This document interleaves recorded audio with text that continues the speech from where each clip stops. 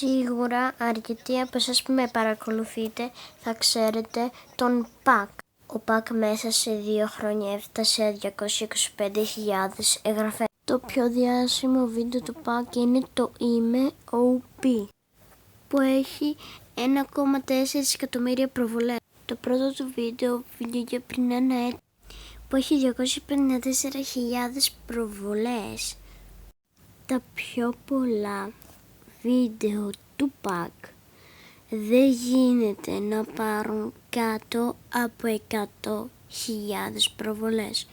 Όλα του τα βίντεο θα πάρουν πάντα πάνω από 100.000 προβολές. Σε όλα του τα βίντεο δεν έχω δει ούτε ένα βίντεο του να έχει πάρει κάτω από 100.000 προβολές. Κάπου εδώ όμως άρχισαν οι προβολές του να αυξάνονται αρκετά. Από ό,τι βλέπετε και στα σκετσάκια που σας δείχνω, άρχισαν να ανεβαίνουν οι προβολές κατά πολύ. Σχεδόν φτάνουν το 1 εκατομμύριο. Φυσικά επειδή τους άρεσαν πιο πολύ αυτά τα mods. Ο ΠΑΚ έχει μια σειρά στο κανάλι του που λέγεται Among Us αλλά ΠΑΚ. Αυτή η σειρά γενικά ήταν η αγαπημένη μου σειρά από τον ΠΑΚ. Ήταν η πιο αγαπημένη μου σειρά, όπως σας είπα. Μου άρεσε πάρα πολύ πιο παλιά.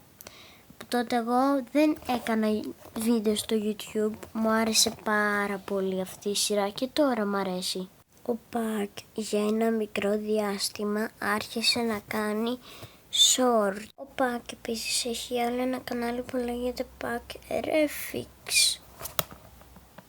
Το πρώτο του βίντεο ήταν πώς να φτιάξεις ένα τραγούδι.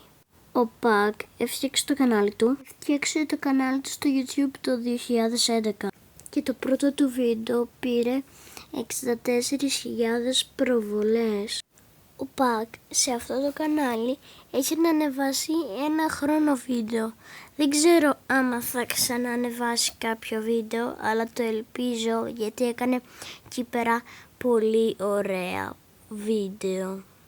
Αυτά ήταν τα πράγματα που ήθελα να σας πω σήμερα για τον ΠΑΚ.